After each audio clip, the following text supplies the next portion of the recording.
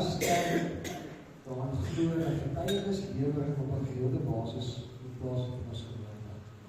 In die eerste plek, want dit is tot eer en verheerliking van ons hemelse Vader, dat ons ook vir mekaar kan sê wat gedoen word in ons lewens. Wat hy vir ons doen, wat hy vir ons beteken. Volgende week gaan Pastor Rita vir ons 'n bietjie terugvoer gee oor wat hulle gedoen het met hulle Angola uitreik. Dan ek wil graag nou vir die Sean geleentheid gee om haar getuienis te lewer. Sy het gevra, sy het iets op haar hart wat sy met ons wil deel, wat die Here vir hulle gedoen het gegee. Jy nie jou ook? Jou? Ok. En dan krijg die woord ook 'n getuienis lewer.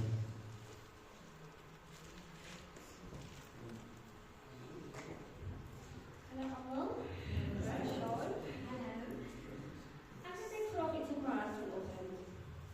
Jy weet daai gevoel wat jy kry dat jy sal net sit en skielik sal die Heilige Gees vir jou sê ek moet nou iets sê. En dan opstaan en as jy nou die besluit geneem het dat jy iets wil sê, dan jy net soos wat het ek nou gedoen? Ek en my verloofde het deur 'n baie gaan bietjie nog steeds deur 'n baie moeilike tyd. En waar dit partykeer voel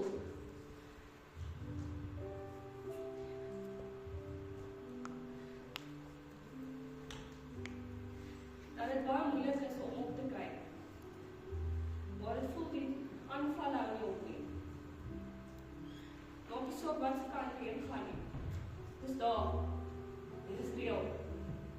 Drome. Wat moet jy doen? Maar dit het ons sterk gemaak om ons vandag. En ek voel om vandag vir elkeen van julle te sê dat weet jy wat, al lyk jou pad nou donker, die Here het vir ons deurgekom gister. Waar ons gevoel het, ons het nergens gehad om te gaan nie. Is die parkie of is die straat? En die Here het vir ons die deur opgemaak. Hy het ons die kamer gegee waar ons kan bly. En ek is vir ewig dankbaar vir dit. En ek wil dit net graag vandag met julle gedeel het, dat mag jy saam donker jou pad lyk. Kyk vorentoe.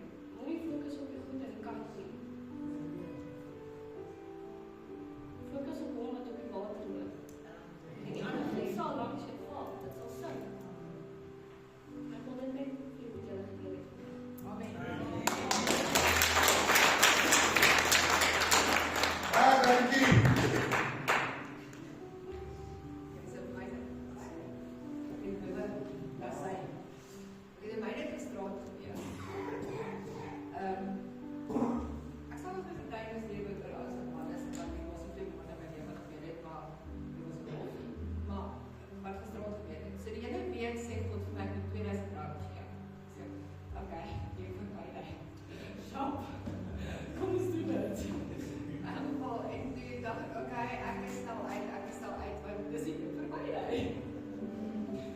Maar toe gister toe dink ek, okay, so goed moet ek nou besit nie wel, of as ek 2000 rand wat nou. En hy sê, ons het, okay, ons het. Gisterand, nou terwyl ek seep maak, kom 212 nou. Okay, laat ek 'n presiese bedrag. 212. Dis mooi. En die kom en naam. Ek bel toe die naam. Ek sê, van die vraag, het jy geld nodig? Kom, ek sê, ja, 212, het jy soveel nodig? Nee, nie wat ek weet nie, maar ek kan jou nou terug, ek steeds reg, verstaan? Ek wil ons is twee vriende, dis fijn, ek sê die meneer, sy bel my terug, sy sê, sy het vroeger weer baie geld uitgegee, sy sê baie meer as in die reis, ek sê, oor, so my is maar druppel in die ringe.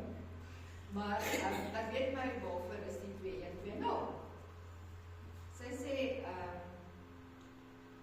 ek weet nie, ons praat hier weer, en ek sê vir dis julle die betaling nie deurgaan, en ek dink, ok, daar is iets fout.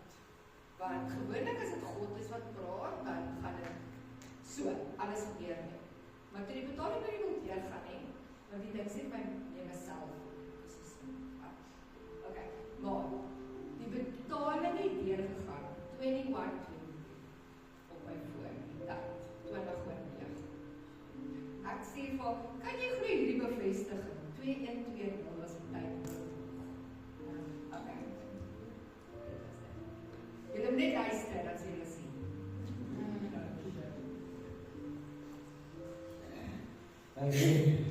Die Here is groot, die Here is goed. Nie een van ons kan nie sê dat die Here ons kyk.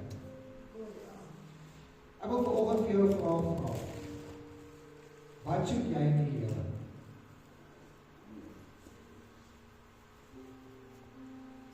En elkeen van ons mag dalk 'n ander antwoord hê op hierdie vraag. Ek kan vir jou sê wat die wêreld sê ons dan moet kyk. Eerste plek sê hy vir ons maak 'n short list van alles wat jy nodig het. Alles wat jou gaan opstres, alles waarvoor jy moet werk. Spandeer al jou tyd en jou aandag daaraan om dit te kry. Net sodat die goalposts weer kan verander. Want wat is dit gewoonlik wat ons vir onsself sê ons nodig het? Goeie werk, 'n huis, kar, nou kry jy 'n goeie werk. Jy kry ook 'n voordeel. Daar is al meer stres in jou lewe. As meer mense waarna jy moet kyk. Die kans dat jy dalk 'n fire gaan word is groter, want nou is jy 'n kleiner pool. Dit wat jy gedink het jy moet hê, is dalk nie noodwendig wat die Here vir jou wil gee nie. Daai kar wat jy gesê het, my kar kry, het hom nodig. My kar word oud. Wat moet reggemaak word, onderhou word. Dit wat jy soek in die lewe is 'n baie goeie aanduiding van jou spirituele plek waar jy is, jou spirituele verhouding. Wat ons soms veronderstel om te soek. Ons kyk na Psalm 37 vers 4.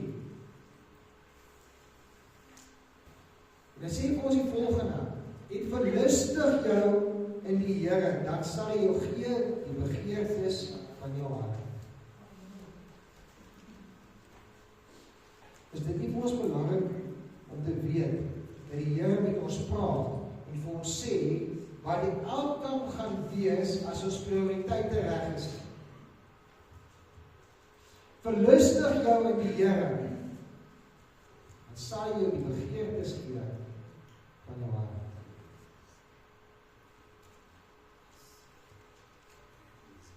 Waarin verlustig ek en jy onsself? Is dit om 'n verhouding met die Here te hê, te bou en te groei? Of kry ons verlustiging deur my aansien, my status, my bankrekening, wat mense van my sê, wat mense van my dink? Is dit dalk waar ek my verlustiging kry? Maar wat sê die woord vir ons? Verlustig jou in die Here.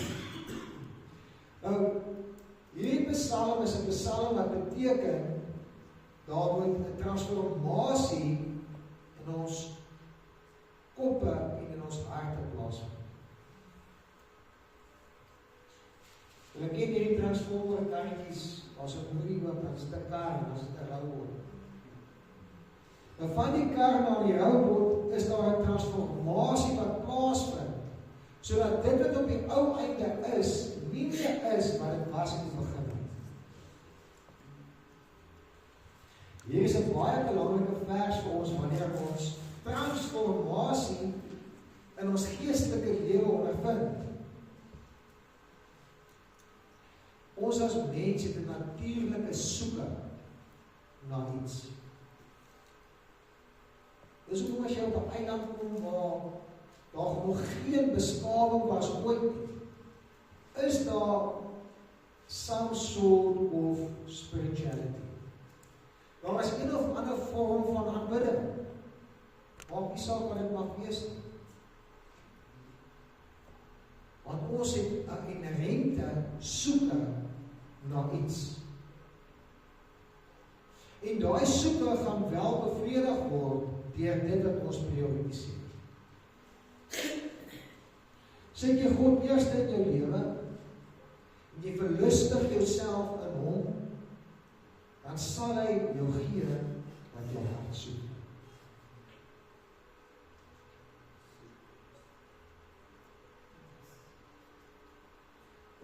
belangrik dat ons hierdie kop skuif te weet, dat wanneer ons God eerste plaas, alle ander dinge in plek sal val.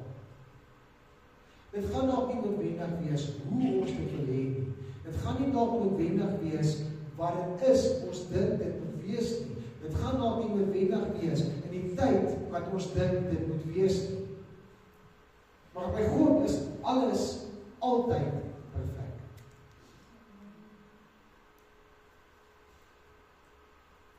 En dit is ook waar geloof in kom. Ons het nou die dag 'n hele reeks gedoen van 3 boodskappe oor geloof. En is goed dat ons weer teruggaan daarna toe en gaan kyk wat dit sê, want dit is moeilik vir ons as mens om geestelik standvastig te bly as ons nie groei in ons geloof nie. En die woord van God is altyd perfek. Hy sê vir ons, wat is geloof? Dit is belangrik vir ons as 'n gemeente om seker te maak dat wat ons sê altyd woordgebaseerd moet wees. As vandag ongelukkig baie kerke, baie denominasies, baie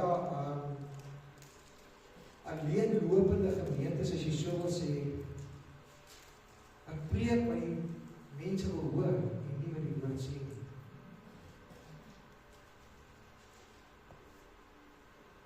Ons moet bly met die woord van God. Nehemia 8 vers 11 sê, en dis 'n bemoediging hier, dis 'n aanmoediging, dit sê, wees nie bedroef nie, want die blydskap in die Here, dit is julle beskutting. As jy ooit voel dat jy's vulnerable, weerbaar, wat sê die woord aan wat ons doen? Ons na ons Vader toe gaan, wat hy beskerm. Die woord is vir ons kos. Die woord is vir ons voeding. Dit is wat ons honger stil, die geestelike honger wat ons het, stil. Want ons weet dat ons God is die enigste lewende God. Hy is die enigste een met wie ons 'n relationship kan hê. Hy is lief vir ons. Hy kyk na ons. Hy sy seun vir ons gestuur om te sterf. Sy seun het opgestaan. Ons staan vandag voor hom in genade. Hoekom weet ek dit? Want die woord van God sê dit vir my. Wanneer ons gaan kyk na Psalm 37, hulle noem dit is 'n wysheidspsalm. Hier is die psalm wat geskryf is toe Dawid nog 'n jong laaitie was. Vers 25 sê vir ons dat Dawid was al in sy later jare toe hy dit geskryf het. So, hier is 'n ou wat praat van lewensondervinding. Dis nie iets akademies wat hy net geleer het nie, dis nie iets wat hy net gehoor het by iemand nie. Hierdie is 'n lewensondervinding van Dawid waar hy neerskryf. Soek altyd eerste die koninkryk. Hier is nie 'n jong naïewe Dawid wat net mense probeer paai of mooi broodjies maak. Hierso is Dawid, hy's 'n ouer man, hy's later in sy lewe en hy sê vir die mense die ervaring wat hy het as 'n geliefde van God en wat dit vir hom beteken. Dawid is so 'n man wat deur baie dinge was. Hy het voor Goliat gestaan. Voor dit, toe hy nog 'n herder was, het hy beere en leeu's beslaan. Toe hy vir Goliat. Hy het baie triomfe in sy lewe gehad. Maar Dawid was 'n ou gewees wat baie terugsnaal gehad. En ons weet presies waaroor dit gaan. Ons weet dat Dawid was 'n mens, Dawid was 'n persoon wat voor God gestaan het in sonde. Maar wat is dit wat hy ons sê in die vers? Jy moet die Here jou God lief hê. Met jou? Jou julle? Jou julle? En dan naaste soos jouself. Ons gaan kyk na die verse voor dit. vers 1 tot 3 sê.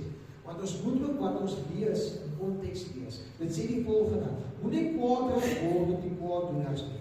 Beny hulle nie wat ongeregtigheid doen nie. Want soos gras sal hulle gou verwel en soos groen kruikies verdroog.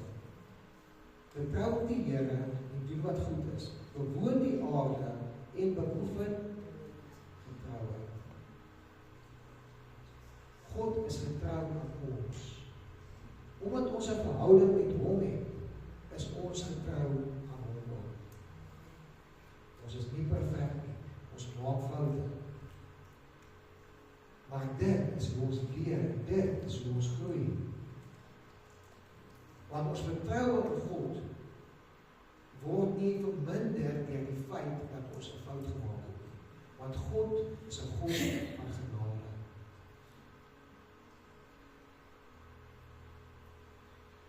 Iets baie spesifieks word hier so aangespreek vandag. En dit is iets wat ons al hoe meer begin ervaar in ons huise, in ons samelewing, in ons land. Dis die frustrasie dat die persone wat onreg doen, bly voordeel trek daar. Is dit nie iets wat gereeld, al hoe meer gereeld vandag nie? Ons sien die Mandela-kommissie byvoorbeeld, wat so korrupsie daar plaasvind.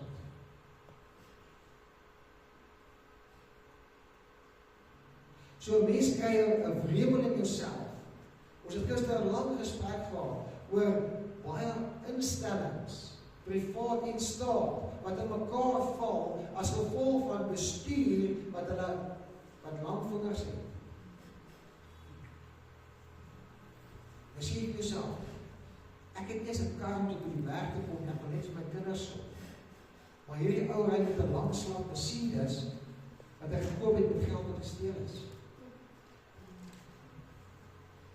En dit bring 'n verbitterdheid in 'n mens. Sê maar, hoekom kom hierdie mense weg daarmee?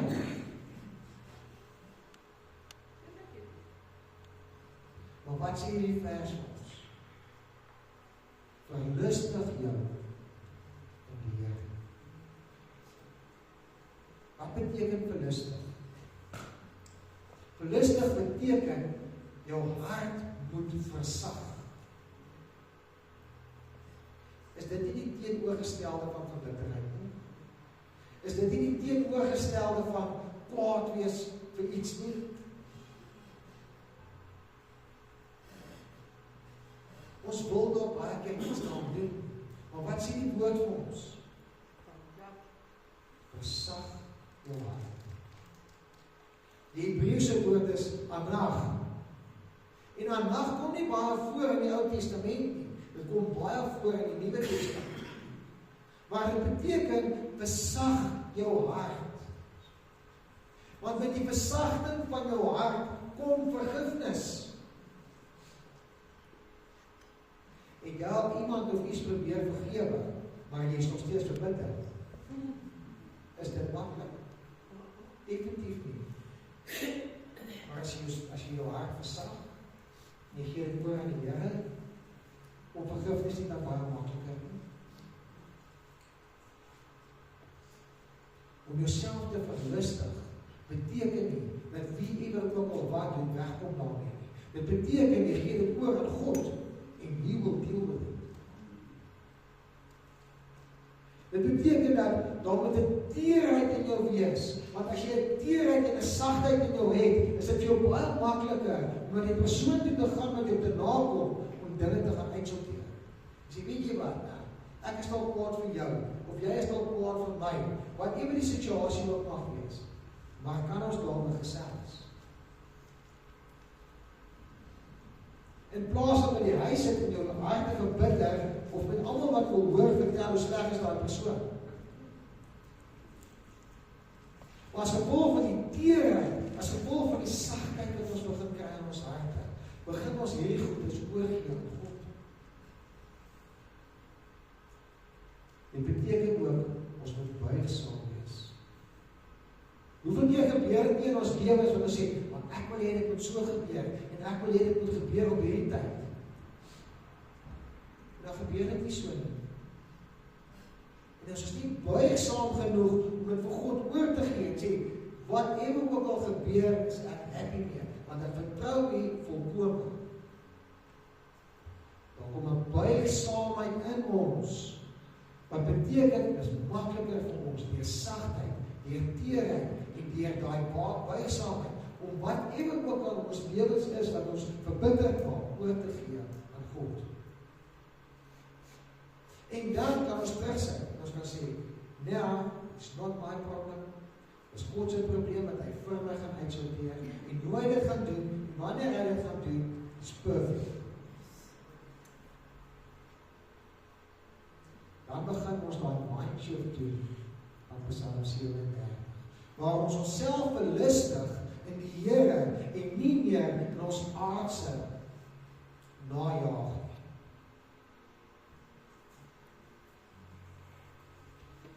Wanneer ons lewe hard is, wanneer dit hard gaan in ons lewe, wanneer dit moeilik is in ons lewens, is ons eerste stap om terug te gaan na die woord van God.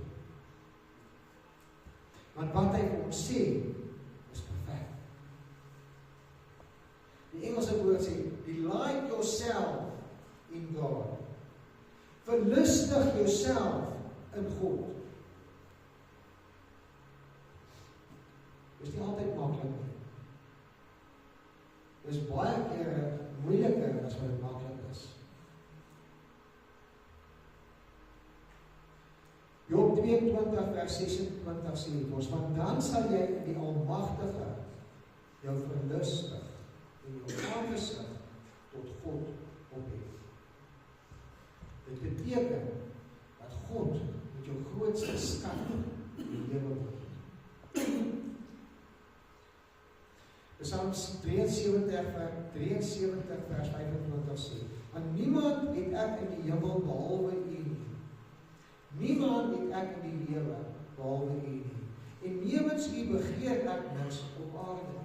Sê dit nie vir ons meer, waarin ons onsself moet verlustig, soos wat Psalm 37 vir ons sê. Waarin verlustig ek en jy onsself? Kan ons sê, soos Psalm 73, daar is niemand groter as God in die hemel nie, en ek verlustig myself net in U.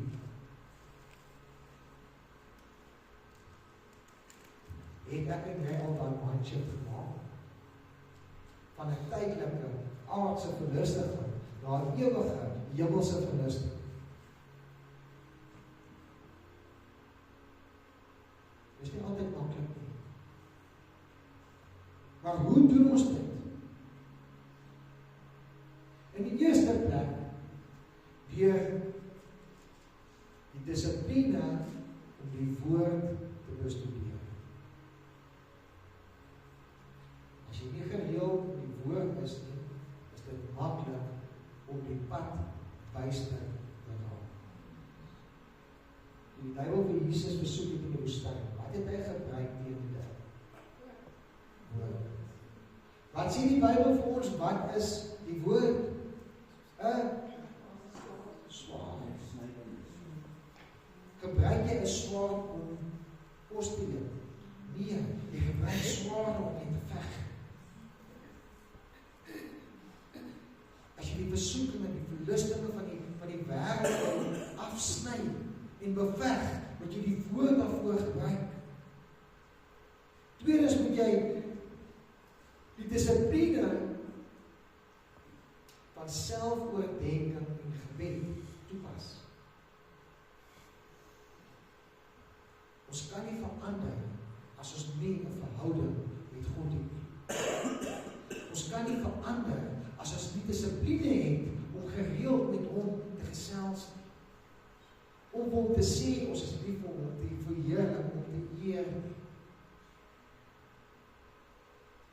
Baie belangrike punt wat ek ook wil doen is, as jy jouself wil verlustig in God, jy wil leer hoe om dit te doen, die dissipline van dankbaarheid begin beoefen. Ons as mense is negatief van aard. Ons wil eerder mou oor iets is wat ons vir iemand sal sê, dankie dat jy ons help, dankie dat jy dit doen.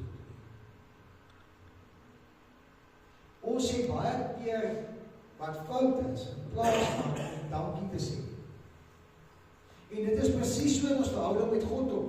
Ons wil, wanneer ons iets nodig het om te hardloop, en dan wil ons sê, maar ons haal hierdie tipe van verse aan, want dit is wat die woord vir ons sê, en nou wil ons vir God ransom hou, sê maar, nou moet jy vir my gee,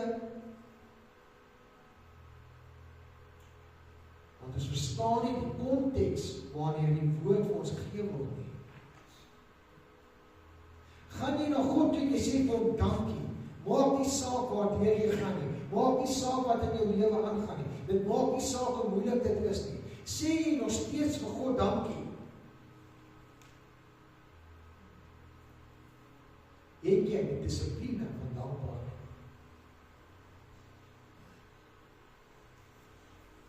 Om hierby aan te sluit,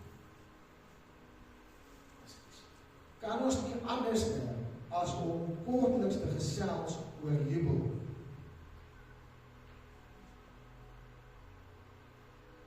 Om jouself te verlustig en om te jubel is dieselfde point as op jou kant.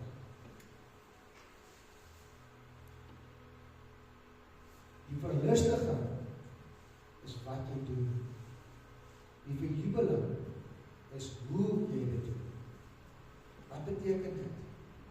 Jubel beteken, dis die uiterlike uitdrukking van die innerlike verlustiging. Maak dit veel sin? Jubel is die uiterlike uitdrukking van die innerlike verlustiging. Hoe jy voel binne, kom uit deur wat jy doen deur te jubel. Is jubel vir ons belangrik?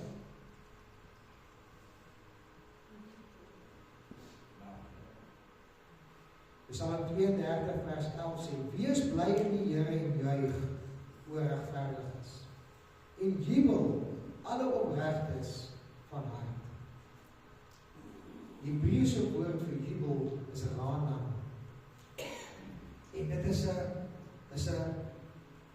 'n powerful expression of emotion. Om te jubel beteken dit is 'n uiterlike, in party van die vertaling sê hulle, gil die woord van God. Dawid word beskryf as 'n man wat na God se hart was. Dis buite van sy foute. Dawid was 'n man wat gereeld voor God gejubel het. Wanneer laas het ek en jy voor God gejubel, uitgeskree? Is dit iets wat ons nog doen? Of het die wêreld ons so gegreep was, dat ons nie eers meer kan jubel nie? Dat alles net sleg gaan in ons lewens, of het ons net sleg in ons lewens sien?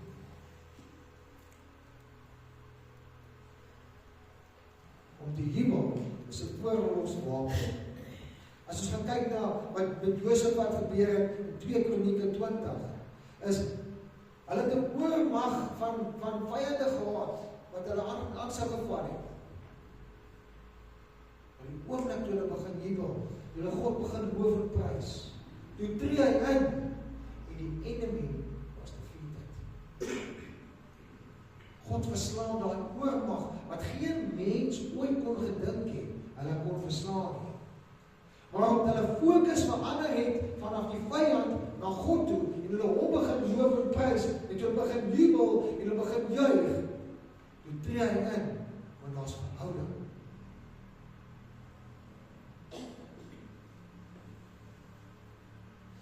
Geen aanslag op ons lewens is groter as God. Maar wat doen jy wanneer 'n aanslag kom? Gaan jy na jou Vader toe, en jy gaan lê dit voor sy voete? Of trek dit jy jouself aan, en jy probeer dit self uitsorteer?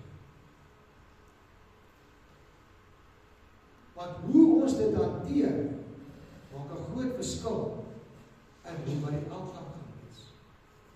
wanneer ons op ons eie krag bestaan, kan ek jou nou sê, dit gaan nie uitwerk. Want ons is mens, ons maak foute. Ek en jy moet begin onsself verlustig, ons moet 'n heart change hê, ons moet 'n mind change hê, en verlustig ons in God, en ons moet in homself verliefd. Want dan beteken dit, dat ons sit aan ons probleme voor sy voete.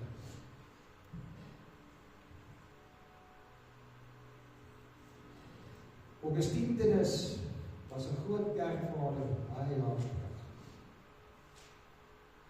En hy het gesê, hê God eerste,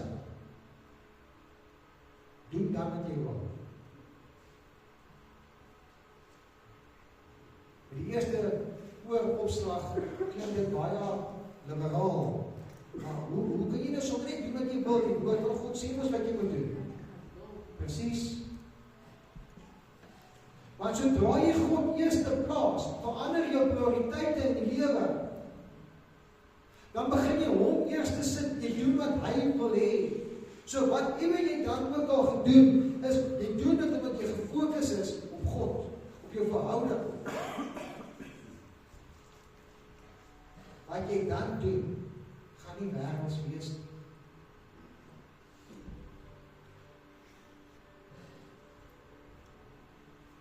Ons moet eers fokus op die koninkryk van God, en dan sal alle ander dinge bygevoeg word. Dis wat die woord van ons sê.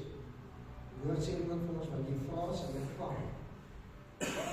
Maar hierdie tipe van goed kan so maklik in konteks en gebruik word. In prosperity preaching. En nee, ek wat, doen jy dit en dit en dit. Maar die woord sê, verlustig jou in God. Jubel en juig, dan sal dat verandering in jou plaasvind. Psalm 16 vers 11 sê, U sal my die pad van die lewe bekend maak.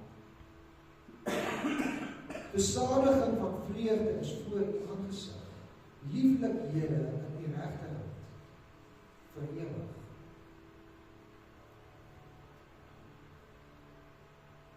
Stel jy jou alles in God se hand? Wys dit deur dit wat vir jou belangrik is in die lewe. Ek het net begin die vraag gevra, wat is vir jou belangrik in die lewe? Wat stel jy eerste in jou lewe? En wanneer ons daai selfrefleksie gaan doen, en ons kan sien daar is sekere dele waar ons sal moet werk, dan wil ek jou vandag die bemoediging gee, daar is nog tyd. Daar is nog tyd. Doen dit. Verlustig jouself in God. En jubel oor dit wat hy vir jou doen. Jubel jouself. Groei in genade, groei nader aan die Here. Maar deel daarvan is ons fokus op verander. Wanneer ons dit begin doen, dan kan ons sien hoe God intree in ons lewens. Dis wat ons getuienis kry, soos Jesaja. Dis wat die mense intree in die lewe. Dis soos Monique wat 'n operasie, 'n baie ernstige operasie gekry het. 2 dae later gaan dit 200% beter. Wanneer ons gehoorsaam is en verhouding het, dan tree God in. Hoekom? Want hy is lief vir ons. Hy is lief vir my. Hy is lief vir my. Daar's genade. Maar daar moet voortdurend transformasie in ons lewens plaasvind. Jy het seker al gesegde gehoor van God aanvaar jou soos jy is, maar hy wil nie hê jy moet bly soos wat jy is. Hoe verander ek? Woord, gebed. Hoe vind transformasie plaas? woord gebed. Hoekom word dit prioriteit vir my? Want ek het 'n verhouding met die lewendige God wat werk, wat alles op aarde geskaap het. Alles. Niks in hierdie wêreld gebeur sonder dat God in beheer is. Niks. Al lyk dit vir ons nog baie keer donker en swart. Wil ek jou vandag vra, moenie jou fokus verloor aan God af. As daar dinge in jou lewe is wat jy nie self kan hanteer nie, ons is 'n liggaam, ons is 'n lewendige liggaam. Hier is mense wat kan help. Dis mense wat saam met jou kan intree in gebed. Dis mense wat kan leiding gee. Dis mense wat kan raad gee. Dis mense wat ondersteuning gee. Dis hoekom ons daar is. En ons moet dit nooit vergeet.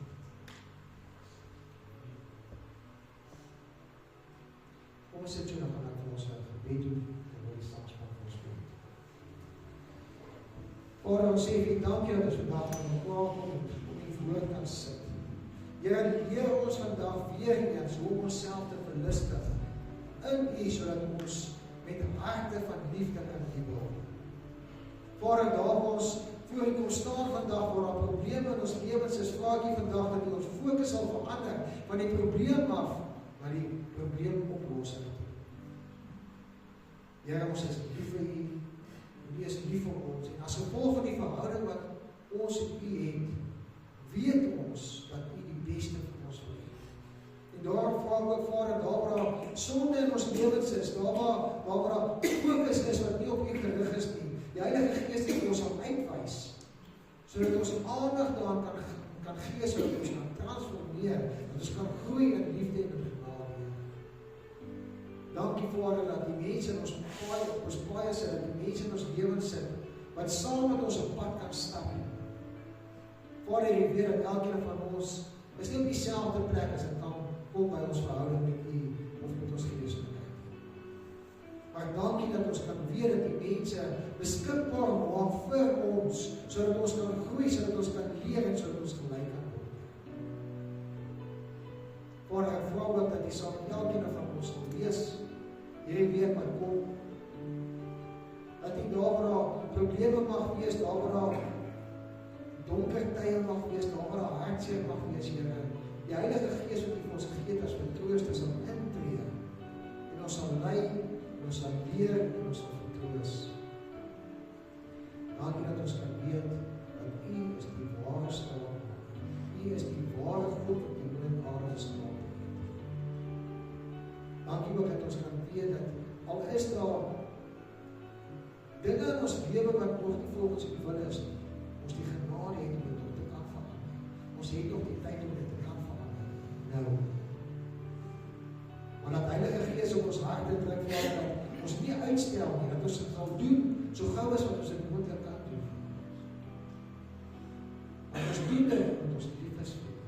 Ons doen dit omdat ons U wil behaag. Ons doen dit omdat ons wil gehoorsaam wees aan U. En ons sê vir U dankie. Dankie vir die leiding, dankie vir die onderrig, en dankie vir die Heilige Gees wat ons het. Vader, ons is lief vir U, ons sê vir U dankie dat ons hier vir ons gesterf het aan die kruis, dat hy opgestaan het, en dat ons vandag die evangelie kan verkondig van 'n lewendige Here. U is groot, U is heilig, ons wil U altyd